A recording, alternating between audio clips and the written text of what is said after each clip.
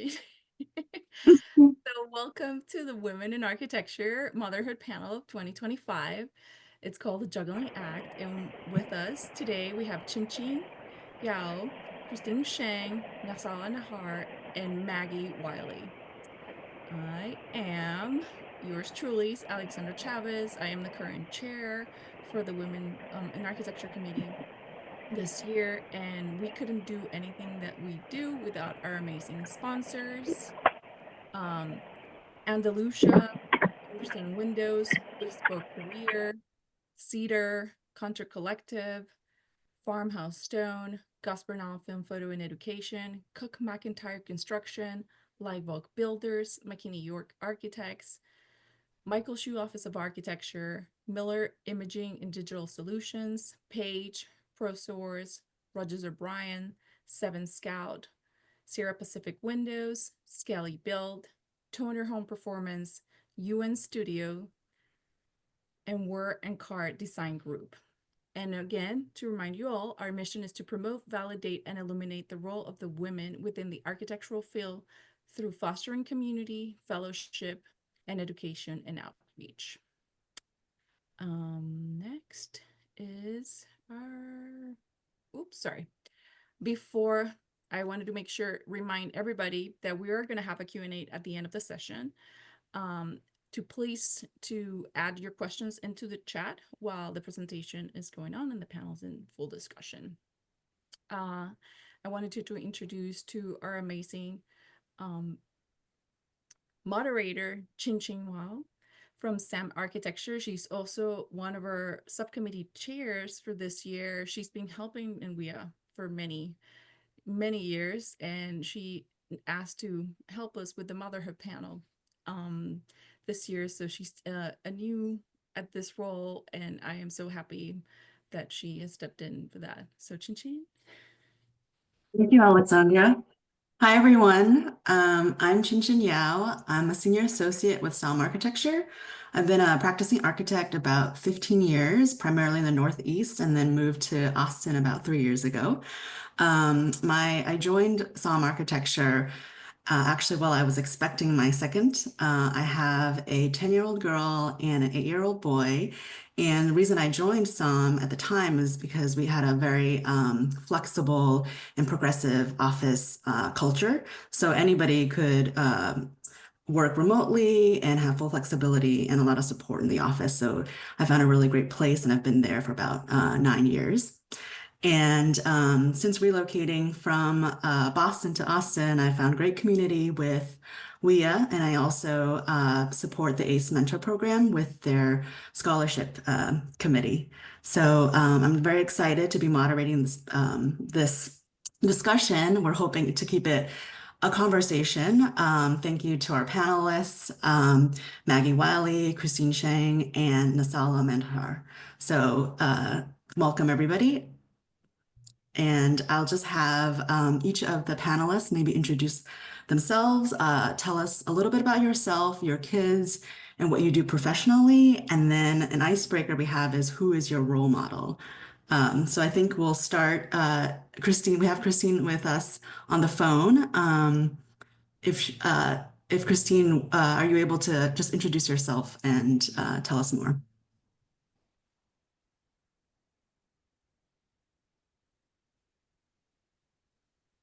Oh.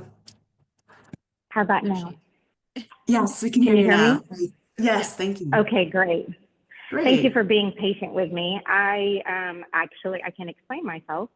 Around this time, I typically on the Friday before May 4th, I take a mental health day and go somewhere a little bit more remote to relax. May 4th is a date of a traumatic injury that I had physically. And so maybe that will come up later when we talk about it. But part of that is I'm remote and the Wi-Fi is on, but for some reason, Zoom doesn't want to come on. So thank you. At least it has a phone number and I'm here. I'm Chris Sheng. I am with Rogers O'Brien Construction. I have been with them for about 13 years. I actually studied both undergrad and grad in architecture. I have worked for 2 large architecture firms for about 8 years. Was on the way to licensure and then started getting my CA hours and fell in love with being in the field. In fact, I'm pretty sure I would have gotten fired eventually if I just kept showing up on site. So I pivoted to construction, and I have been in construction for about 15, no, more than that, for 18 years, 5 with the previous contractor and 13 with Rogers O'Brien.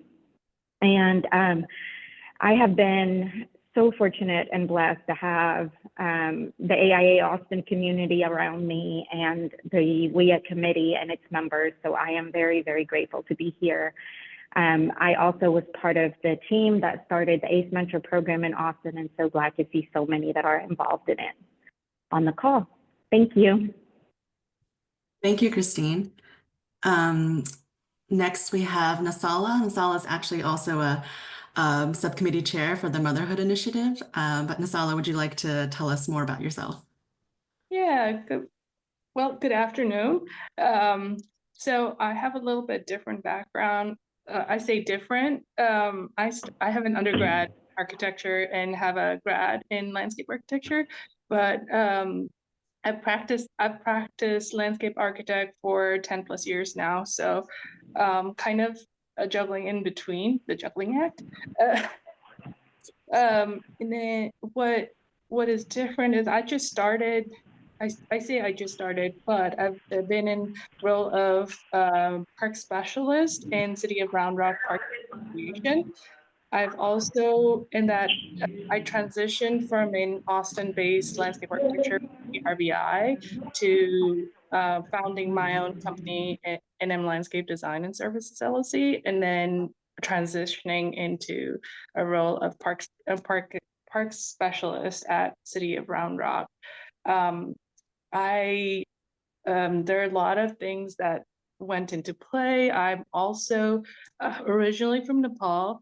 I've been in Austin for now near about 10 years. It'll be 10 years in August. So I like to say Austin is my second home. I love the outdoor spaces in Austin, and as a family, we enjoy it. I have one son. His name is Nuja. He loves to just, it started off as mimicking what I love, and he loves to be outside.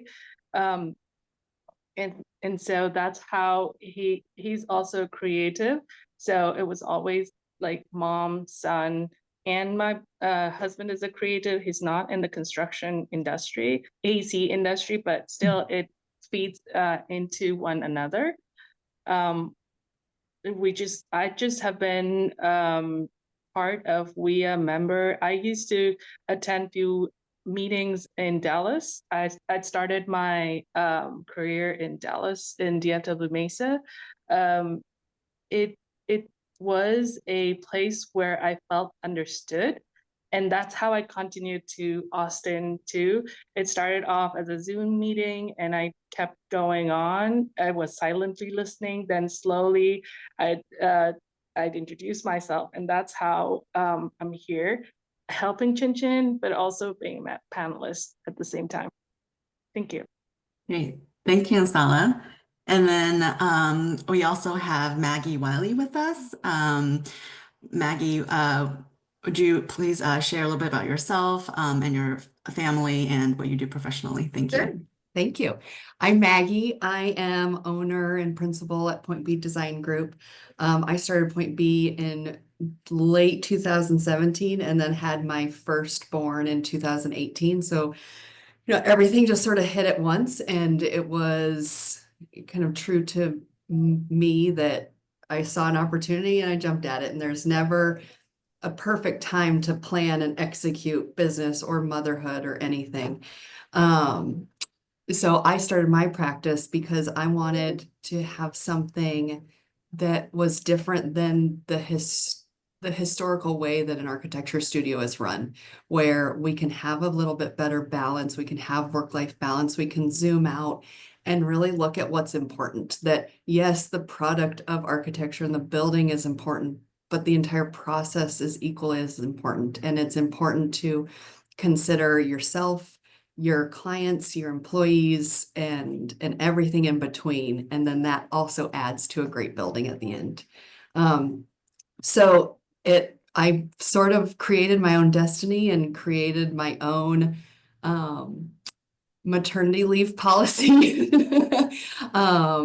And so I have one son, his name's Kane. He came in June 2018. We always planned on two, but it was just not in the cards for us. And I'm sure that things like that will come up. And I think that's another thing that doesn't get talked about enough is how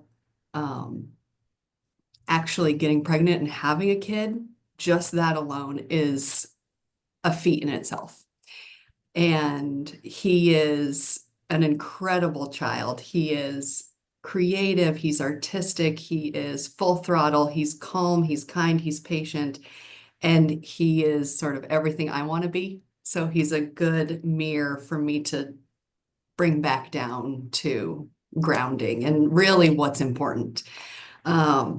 We as a family, we now go to anywhere with mountain biking or monster trucks or cars.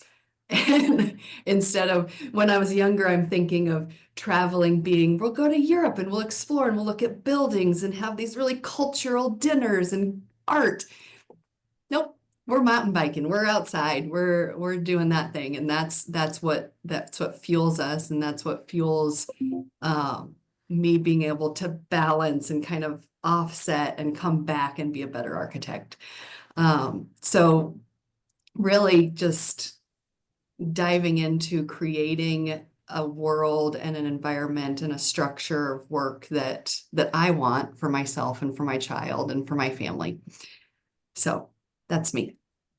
Thank you, Maggie. And Yeah. actually, you already started to touch upon some of the questions that we have. You know, when you talked about you envisioned traveling and then now you're doing monster trucks. So I guess we'll start with, did you have any preconceptions about, you know, being a working mother in the AAC industry before your child came along, or just the journey of expanding your family? I guess, Maggie, since we were starting with that, maybe we could start with you if you had those any preconceptions about working, and did those realize, or was it very different than what you thought?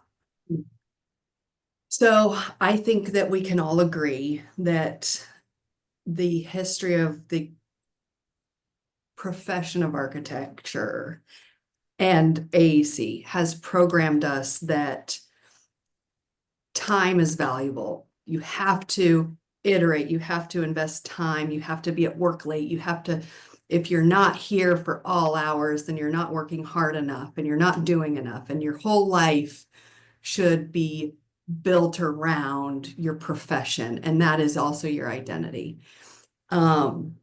So zooming out, I always have had an issue with that, and an issue, especially from my perspective as architect in the AEC community, that why do we have to iterate? Why do we have to be here till midnight? Why does that define value? Where we can work thoughtfully and with thoroughness, but also make good decisions and move on, because there's always going to be a better way. And if you get caught up in that, that's going to be your sole focus, and you're going to lose sight of everything else. So I guess long answer short is there's some programming there that I had to consciously unprogram and say, just because that's the way it's been done before, and that's the expectation of studios in the past and the history of architecture, that's not the way it has to be, and that's not the only way, and that's not the only right way. And so having the opportunity to start my practice and jumping at it and just saying, we don't know what it looks like yet, but I do know that it's going to be different. And the way that it's going to be different is considering and really being focused on work-life balance. So there were definitely some preconceptions of, is this even possible? because our industry values time at work so much. But I also knew that I can write my own destiny. And if I sign myself up for some hard work, then I can do things my way. Um, and so it's been a disciplined practice every day to make sure that I set boundaries. And it's written into our policies. It's written into our client handbook. It is written into how we interact with clients in our process. And it is every day has to be boundaries that are set to make sure that this is in place, because it's really easy to lose it, and it's really easy for it just to slowly slip away. So yeah, I guess that would be my answer is absolutely there's preconceptions and you have to actively fight against it. Right. So I think that's great that you, even before becoming a mother, recognize how much time, even for people who aren't parents, like, the industry that we're in is very grueling. So seeing then adding, a major life shift in any capacity, we have to make room and adjust for that. So I don't know, Christine, did you have any preconceptions about being a working mother in the industry, and maybe did you do similar to shape and kind of go against some of those preconceptions? I would say yes, but I think I would say that I also have maybe a cultural spin on it, I guess. I was born and raised in Cairo, Egypt, and the culture there is very much I don't know how to explain it. It's an interdependent economy. My mom worked, my grandmother worked, the women in my family all worked and all had children. It took me a little bit to examine how they made it work. There is a culture of help, getting help, whether paid for or not. But there is also a culture of not owning anybody anything for asking for help. So I would say that slowly has definitely shifted how I approached motherhood. And I'm sorry, I brought up my son and I did not bring up my girl. I am very fortunate to have one of each. I don't know. We'll see. Yeah. The girl is definitely a lot more work. But I am very blessed. My daughter is an IVF child, so definitely relate to the infertility journey and so on and so forth. But yeah, going back to kind of that village mentality or surrounding yourself with those that take the load more and really getting to a point of interdependency where you give and take and you don't keep records and you don't honestly feel any shame about it. I mean, the example that I joke around with is I literally have a text message that's called The Village. Only one person on that text message is actually blood related. We've established good relationships with two sitters that we can count on. Usually one of them will be able to back up the other. We have our across the street neighbor. I have a close by friend who, and of course I ask, like, can I put you on this? Can you be the person, I'm going to send a mass text that says, and jokingly, I swear jokingly, like I would say something like, can somebody come and pick up the kids before the cops shows up? And then, thankfully somebody from the village would be like, oh, we're on our way. That honestly, like here I am, my firstborn is 6 years old. I had a physical injury at his birth, infertility and everything else. But this is definitely one of the longest lessons it took for me to learn. But I'm very happy to share that, yeah, I could get to a point where it's just been a very long day at work and it's been a very long day getting home, or my back pain is flaring up or whatever. And I could just say, can someone jump in and take over for an hour or whatever? And I highly recommend that. Yeah, no, thank you for sharing that and the perspective. So I relate because similarly, I was born in China, but I grew up in the US, and the system there is also, very heavily dependent on your extended family, the grandparents particularly. So when we moved from Boston, my parents also moved with us to Austin, and the kids are over there a lot. They are kind of our backup, but I really love what you said, Christine, that it's not, it benefits everybody. It's not like I'm the kids want to be with other grandparents, grandparents want to be with the kids, and so it is really developing that. But I understand not everybody has that network, so maybe it is about finding that, not as you said, through blood relations. But I see you nodding a lot. Nhasala, do you have anything to add on that? Yeah, so I grew up in Nepal. Finished my undergrad in Nepal architecture and then decided to move to America, do my master's in landscape architecture, and then start a career.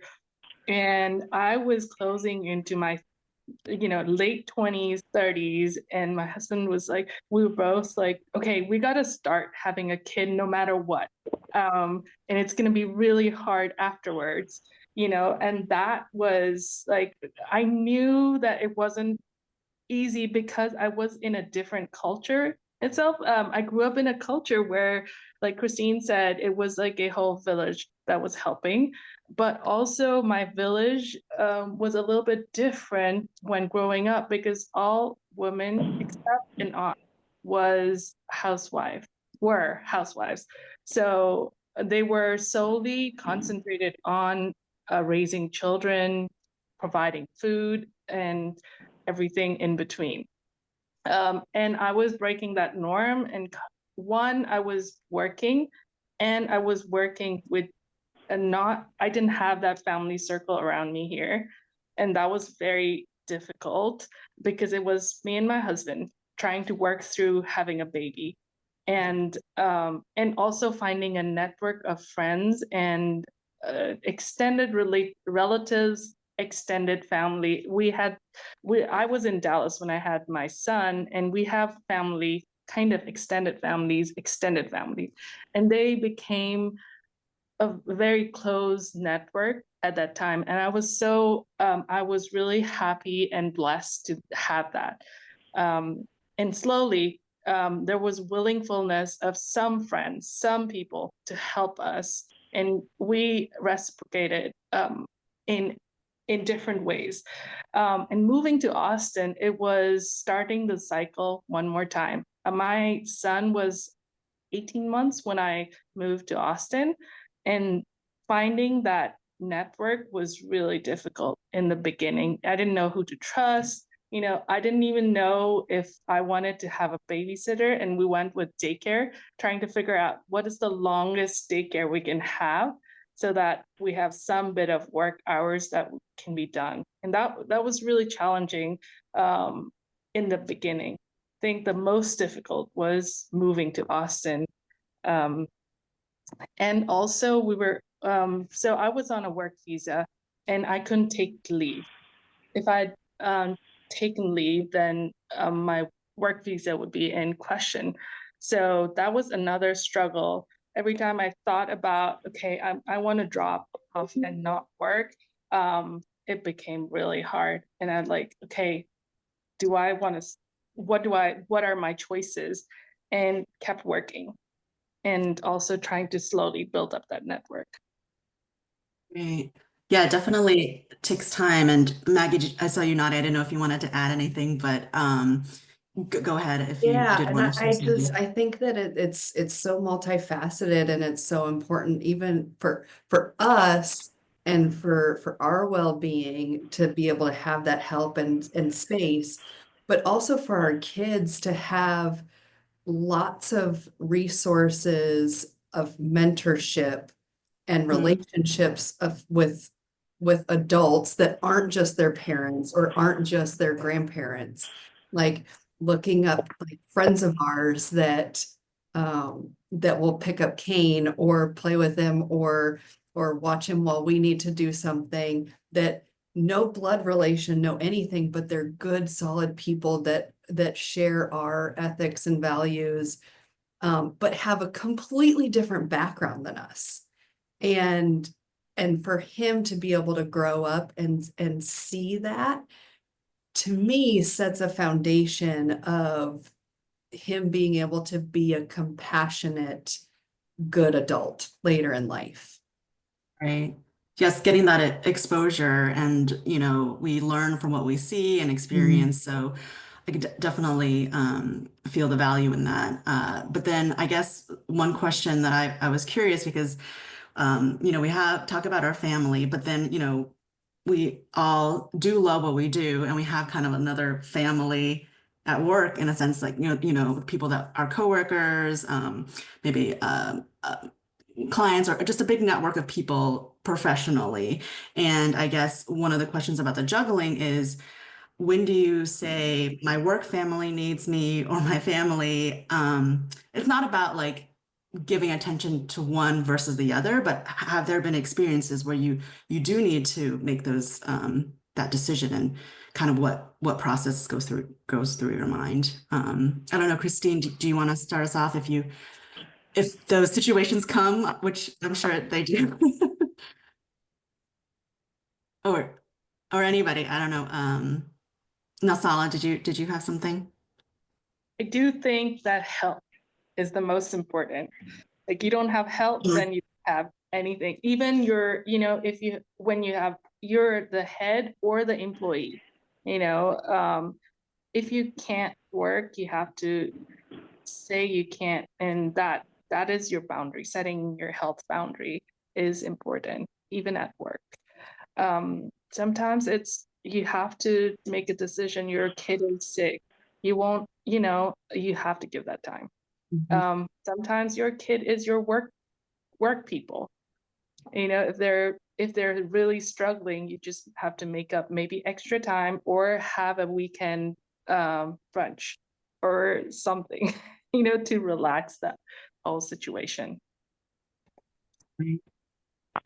For me, I like again, it's that daily disciplined practice where there's a set time that I leave every day to make sure that I can either do pickup on my days to pick up, or make sure that I am home for dinner and bedtime, because it is fleeting. I only have, a couple of hours with Kane in the evening before he goes to bed. And so my line is, I will never apologize for choosing my family over work, ever. And that's to clients, to employees, to everybody.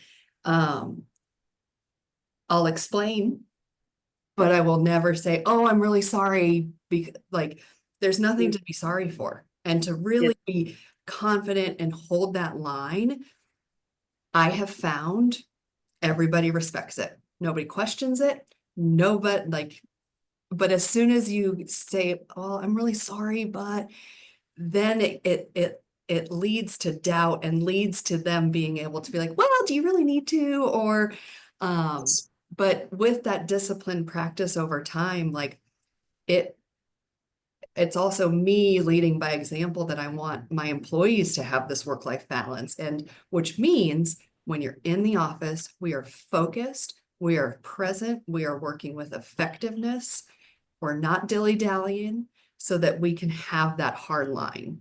And there are days when we have to bump it up, but that is few and far between, because of this daily discipline and daily practice and routine. Yeah. Yeah, no, that's great. I think the way you framed it is really important. Christine, did you want to add to that? Yes, I don't know if someone else needs to hear it. That's kind of the hard part. Everything that I say is a lesson that I messed Yes. up on, and learned it probably the hardest way possible. So I'm hoping that this saves y'all time. Please share. Yes. The conversation about boundaries, I don't know why it took me like so long to realize that when I set a boundary, I'm the one who has to keep it, not the person that I share with this boundary. And for a long time, I wanted to share the boundary and say, here is what I'm hoping to do, or here is, kind of starting to draw some lines, and then I expect them to keep the lines. And then I get, very frustrated, upset, whatever you want to call it, sometimes guilt and shame myself for not saying something, as if they're walking around keeping a list of my own boundaries with them. So lessons there is the boundaries are for me. The boundaries are not for others. Most of the time, at this point in my career, I'm setting the boundaries at the beginning of getting to know someone. They don't even know, and I would say it took me a very long time to realize that I'm the one that needs to enforce these boundaries without even calling them such. This is just what I do. Here's an example, and I give you all kinds of examples, but someone that picks up the phone after they didn't get a reply to an email after a couple of hours. And they call, hey, did you see my email? No, I did not. I actually only check my email 2 times a day. Is it urgent? Because if it is, you're more than welcome to call me directly. Right. And I frankly used to think there was going to be an award for best email replier, but there wasn't. Right. So, but it's learning that it's setting these boundaries, and then you're the one who's actually, you have to put them on yourself. You have to implement them. I would say the other thing with learning this whole long lesson of boundaries, but one of the things that I would say to others is test where you're at, like test those around you, test that you're in the right place, check that you're working with the right people. Like someone mentioned earlier, she is the example for her others around her and for another generation that's coming. Is this an environment that supports my goals in life and not just my goals in a career? What would they rather have? Someone who's burnt out after 2 to 3 years, because eventually it's going to catch up, or are they a long-term relationship?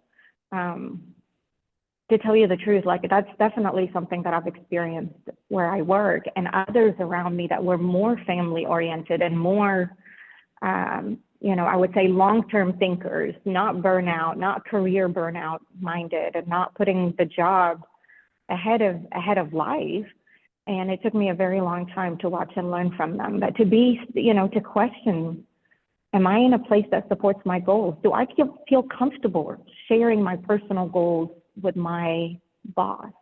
Or with, not, I don't know if boss is a bad word, but, with those around me, maybe not share all the personal things, but sharing with those that need to know that there is, and understand there's another life, there's another part of your life that you need to take care of, because they do. There is working dads all over the place. Right. They're just not special in any way. Thank you, Christine. You. And thank you for letting me yes, share. no, thank you. And it's great advice. And actually, Christine, we know you graciously put together a handout. I don't know if Alexandra has a link to that or something, and that we'll put. So I think we are very happy for you to share that and have that as a resource to others, where Christine put together this handout that has been very valuable. But yes.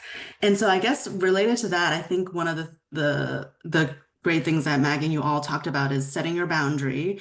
Are there moments or are there symptoms where you feel like maybe you're having trouble do that? It feels like, Maggie, you mentioned the discipline to do that, and then it becomes natural in a way. And then also Christine earlier saying, the frame or the lens that I approach people about my time has shifted. But are there other times, or are there things that come up that you feel, oh, wait, I do need to take a step back? Like, what are those symptoms that I'm calling? Maybe.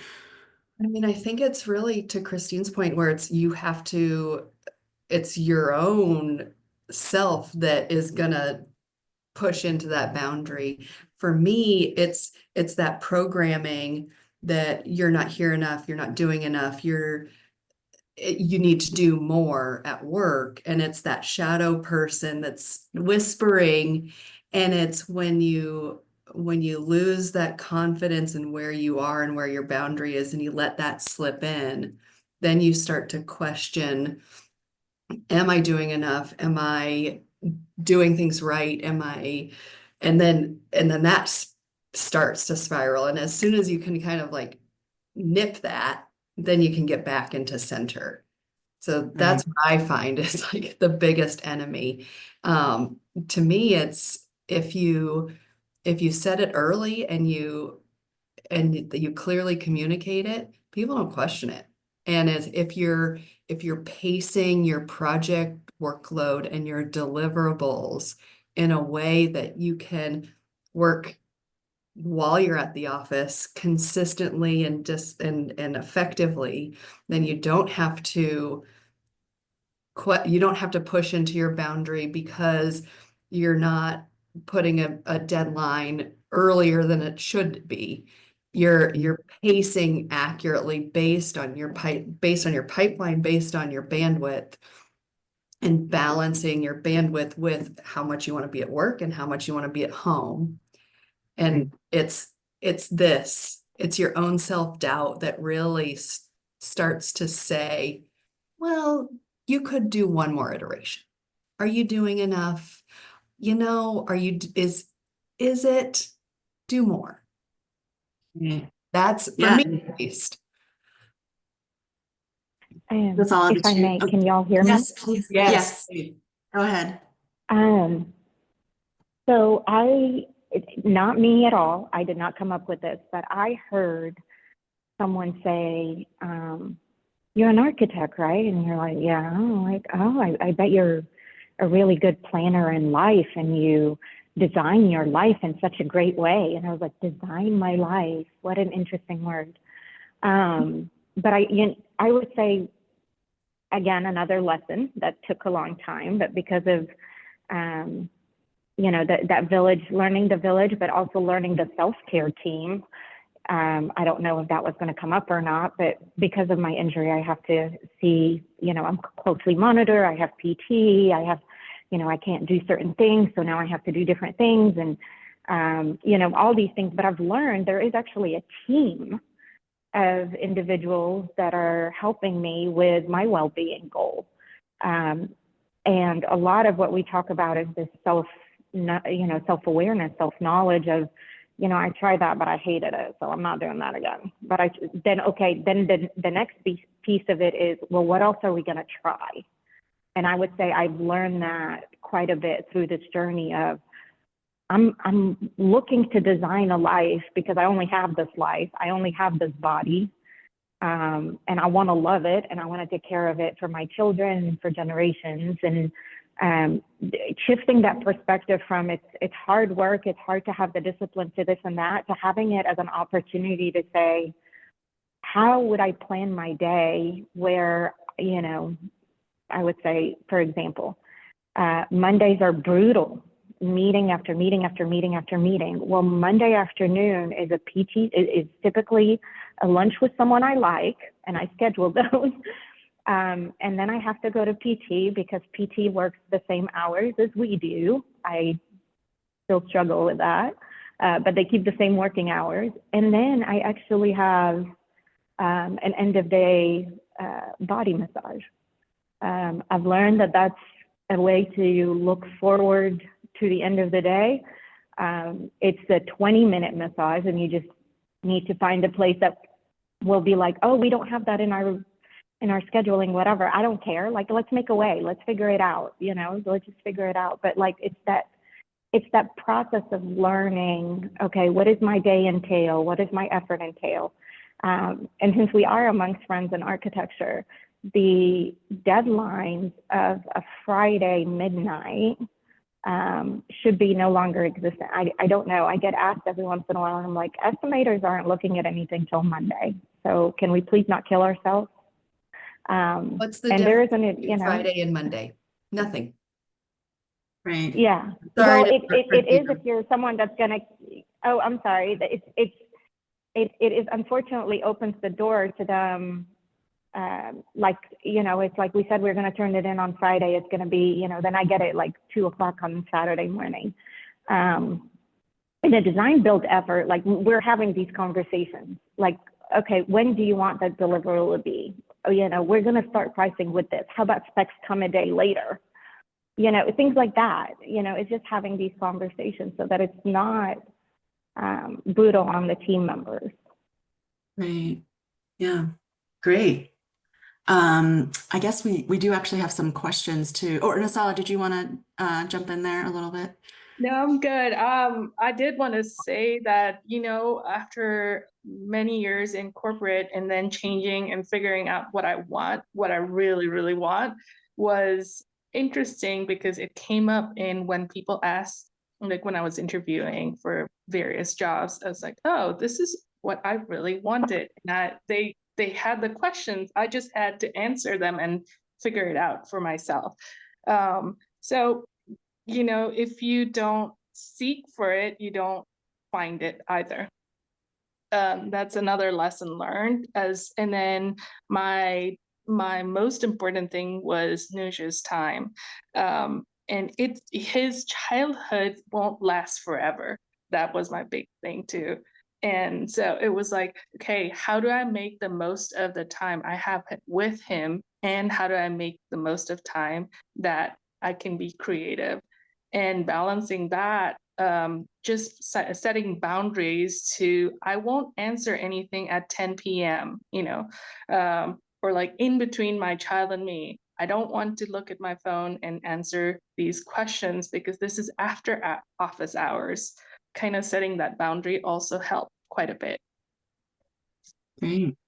I couldn't agree more. Oh my God, you guys have been doing amazing. And I also wanted to add, now that I'm in here in the spotlight, that I've been bringing my son to a lot of our events because sometimes we don't find childcare. And now, like, they get to see you in a different setting. They are Yeah. seeing mommy working, or like, again, now that I'm a leader in the community, like, you know, you have to present events and things like that. So they see you with different eye. And I think that's totally fine. And I believe, Christine, if I know that last year I didn't see you at the design awards, but I thought that you came with your son to the design awards for a minute and Yes, stroll I back out. did. I did, yes. That's awesome. And Yes. actually, my son comes to every construction project opening, like ribbon cutting, or at the end of every job. It's not safe in the beginning, but I try to do a job, you know, construction visit, and then at the end of the project. So I have on opening day for almost every one of my jobs, I have a photo of my son with me, and I'm in my hard hat with my vest. Love So that. yeah, absolutely, I love that. Yeah. Let's show them strong women doing Yes. their job. Yes. So yeah. Because yeah, at this time it's fleeting, and as a parent, we only get to parent children for a very short period of time. We're going to be parenting adults for a longer part of their life, and being able to set a foundation now that we can be spending time with them, but also showing them how to be a good adult, and how balancing those two things so that when they're an adult, they want to reach out to us for advice, and they remember going to the ribbon cutting, going to these things with mom, and why it's so important, and watching us work hard to know that they can come to us later in life when they're an adult and they're in this position. Absolutely. Yeah. We have some questions. So, Jesse, you posted some questions. If you feel comfortable unmuting yourself and want to ask them, please do so. If not, I can read them out loud. Yeah, I was just wondering about it for those of you that work at an office, you're not your own boss. What exactly were you looking for in the firm in order to get that work-life balance and see that they value that and would let you have those leniencies and all those things? Because architecture is notoriously known for over hours and all those things. And so some firms value that and some firms do not. So I just wondering how you found that.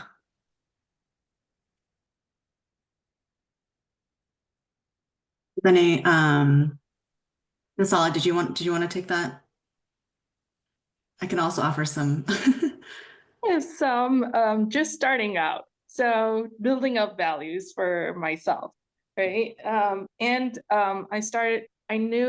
I went to an AIA meeting last year for entrepreneurs, and which made me realize that it would take time to grow. So I'm like, okay, I'm gonna look at what I have.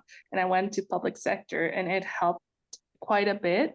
One, to release the creativeness in myself and set some boundaries on how I can get clients, and also how I think clients are the most, I wouldn't say notorious, but are very tricky at, they're like, oh, this is your after hour or something. And then you want to say, okay, this is not. We need to work within certain hours that I've said I will talk with you, or let's have a meeting. Send them out more, options where, okay, we can meet this deadline, this date. How do you feel about these days? And also when I was in corporate, I think it was very difficult to explain in a culture where there were less people with kids, especially when you have managers and directors with less kids or grown-up kids. It's difficult to explain. When you have more people with kids, then it's a little bit better.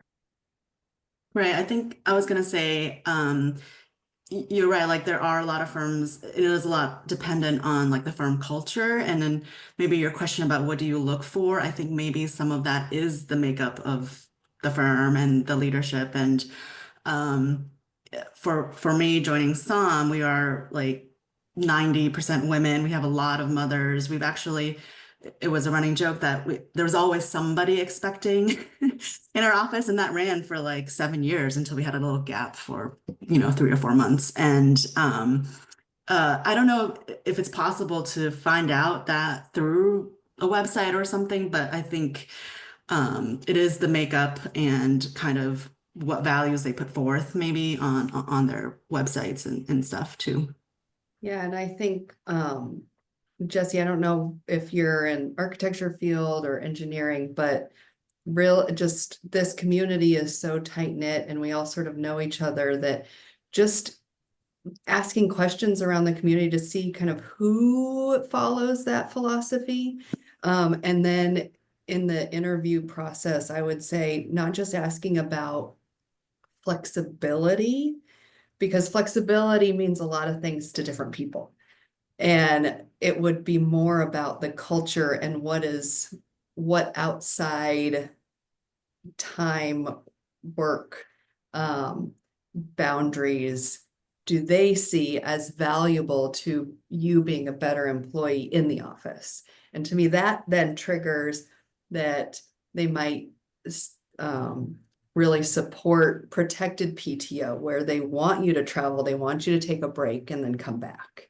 That they think that being really actually refreshed is valuable. And the way that they answer that is going to tell you if they're just giving you lip service, and they expect you to actually like be available on your PTO, or if they really truly want you to take a break and be refreshed and come back, or that the way they're set up with their softwares and hardwares, like are they laptops or desktops? And that'll tell you, like, if it's laptops, then you're a little bit more mobile.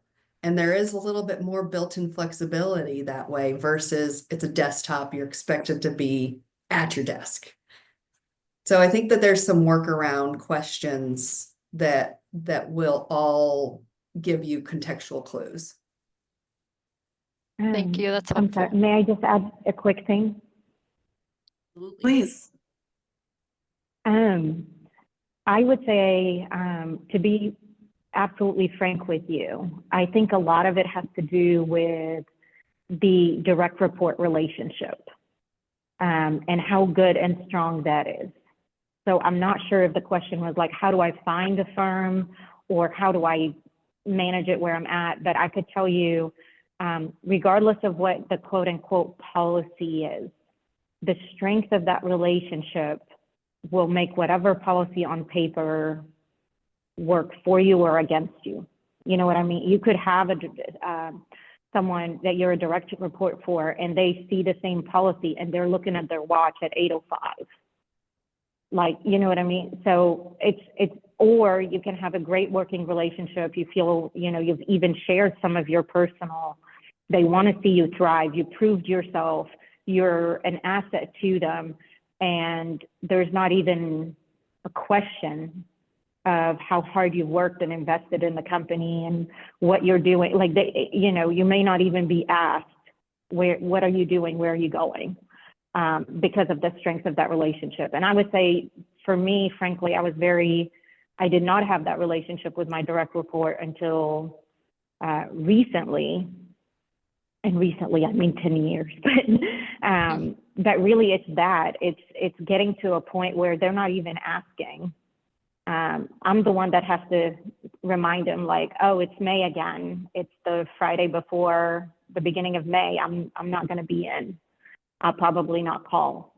Like, I'm the one that's having to ask, or not to ask, but even to remind. But I really think that that's the strength of that relationship. And when you have that direct report, and it's back to that environment that supports your goal, is you really want to work on maybe showing, different facets. And if I may, having been a hiring director as well, our male counterparts show up to interviews and say, I need this and this, and we have family vacations once a year. I literally hear these things. Like, I'm not making this up. We have a summer vacation every year, and I'm going to take a month off at the interview. Or I have a stay-at-home wife. I'm the only breadwinner, so that would be part of the consideration. And, it just, for some reason, it's just a different, one way or the other. Maybe it was just some individuals, but when you're coming on board to a company, it's all of you. It's every part of you. And so wherever your comfort level is, I think that's the relationship to invest in. Thank you. I think that's incredibly helpful. Yeah, well said. Thank you, Jessie. Jennifer, I think you had posted a question. If you feel comfortable, unmute yourself. Otherwise, I'll read it for you. Thanks, Alexandra. Yes, so my question is, with splitting time between work and home, which you guys touched a lot on, how do you refill your personal cup in order to keep going and pouring into others, that being both your career and your commitments as a mom and maybe a partner? I hope you guys got the worksheet. Go ahead, Christine. Go ahead. Oh, I was going to say, I hope you guys got the worksheet. I know we're close to our time, but I would take a look at the menu, and I literally created it to look like a menu. There's a price next to each of the possibilities of creating more space, more bandwidth, and yeah, take a look at that. I won't take any further time. Thank you. For me, I mean, with that menu, it's like there's only so much energy to output during the day. And you have to be really cautious with your bank and very self-aware with what fills that bank. For me, for a long time, I was putting pressure on myself. Oh, you need to find a hobby, you need to find something to do. But in reality, architecture is my hobby. Architecture scratches the creative itch. It does all those things for me. So for me, it's more of an energy dump. And I know that this is not a popular, this is gonna be like, oh my God, eye roll. But for me, it's waking up early and moving my body. And if I wake up early and it's consistent, and I do a kind of a brain dump, and then I do a little sit, and then I move my body in some form or fashion. Sometimes I phone it in, and I just stretch. And sometimes I do something really hard, but that gives me energy. And I have found on the days that I don't do that, I am sluggish, I am edgy. But you got to wake up early to do it because again, there's only so many hours in a day. So that's the crummy part, but it's quiet, it's dark, it's zen, you're alone, everybody else is sleeping. Um, Give it a shot. It's great. I do want to say like a really short bit. It helped. I know we're all creative and doing all sorts of creative things, but it helps for me to just turn on a blank page and sketch for maybe a minute or so, which is not related to anything.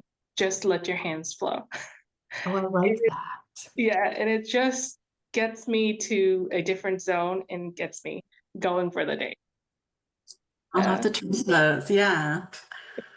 I Amazing. think, oh, go ahead, Jennifer. No, I was gonna say, Chin Chin, what about you? What refills your Oh, cup? yeah. I was just, I mean, for me, I think it is shaped by being remote a lot. So I think similar to Christine, trying to just make a connection with a good friend for a coffee. I think I think for me, because I work remote primarily, I'm craving a little bit more of that connection. So doing some sort of connection with someone you enjoy spending time with actually refills me. So. Thank you I guys. guess what I'm If saying is I it's not a may, solo activity Yeah. that I try to replenish. Yeah. And I think just being if I may very add one self-aware. thing, Go ahead. Go ahead, Christine. I would say I think the biggest thing is be a student of yourself, frankly, and then there's no failure. It's all lesson. I know it sounds cheesy, but try. Try a 10-minute try waking up 10 minutes early and see what that does. Oh, this worked, this didn't. Okay, why did it not work? Okay, next. I'm going to try something else. Until you're able to really kind of, and it's, again, life is seasonal too. So it's this worked in this season. And then, God will throw a curveball somewhere or another. And then, another part of life, and then you try something else. And frankly, that's kind of a hard lesson to learn, but I wanted to do X, Y, Z, and I'm an achiever. And when I didn't, then it was disappointing and blah, blah, blah, blah, blah. Until I got really that growth mindset of, I'm going to try this and I'm going to, oh, why did that not work? I really thought I was going to be the person that would absolutely love to sit in the quietness with no thoughts on my mind for 5 whole minutes. And that didn't happen. So then you try something else. I would say just keep trying. Yeah, that's really well said. Like just being really curious and observant with yourself because everybody kind of fills up and energizes differently. Yeah. Mm-hmm. Yeah. Oh my God. Thank you so much, everybody, for joining us today. Thank you for everybody that unmuted themselves to ask questions. Christine, I did share the screen when Maggie was talking, and I shared some of your handouts and your motherhood attitudes and how to build a village. But that's also was also shared in the chat. And then for whoever, I hope that everybody was able to download them. But thank you again for joining us. We'll do one more of these next year. Every May, we'll have our virtual motherhood panel with new panelists and some amazing, conversations to make sure that we're navigating ourselves and doing what we need to do to keep thriving as individuals and professionals. So thank you, everybody. Thank you all. Thank you, ladies. I feel Thank inspired. Thank Happy you. early Mother's Day. Thank you. Yes, early Yeah. Mother's Day. Happy Mother's Day.